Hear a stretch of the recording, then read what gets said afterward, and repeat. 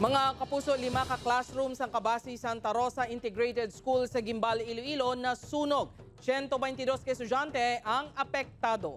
Eskwelahan nagpatuman sa adjustment agod mapadayon ang klase sa mga estudyante. Nakatutok Zen Kilantang Sasa.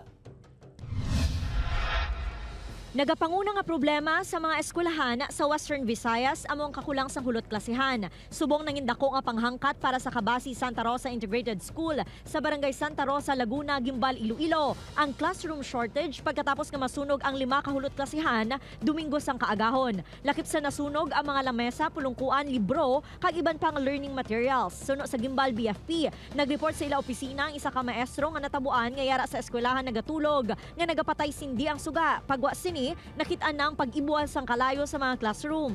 Sa iyang salaysay, gakurap-kurap ang iyang suga, kag nagpatay electric para mo ito nang ginutan sa nagwa sa pagwaya mo na ito nakita ang kalayo.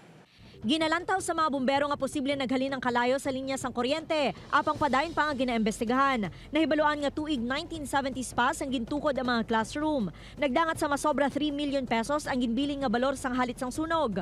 122 ka learners sang eskwelahan ang apektado. May mga adjustment man nga ginhimo ang buluthuan, agud mapadayon ang klase. Ang mga grade 1, 3 classes now with 61 learners affected.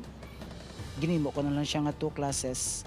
Di accommodate naman ang room sa ICT room and the grade 5 room. Then ang mga grade 2 with 2 classes with the 61 learners affected. In-utilize naman ang room sang kinder and then room sang junior high school. Ginpasalamatan man sa eskwelahan ng mga stakeholder nga nagdonar sa mga furniture. Sunod sa Schools Division of Iloilo, ginahulat na lang nila ang official report sa eskwelahan. Sa subong ginapangitaan na sang solusyon ang problema sa learning materials, lakip na ang nasunog nga classrooms.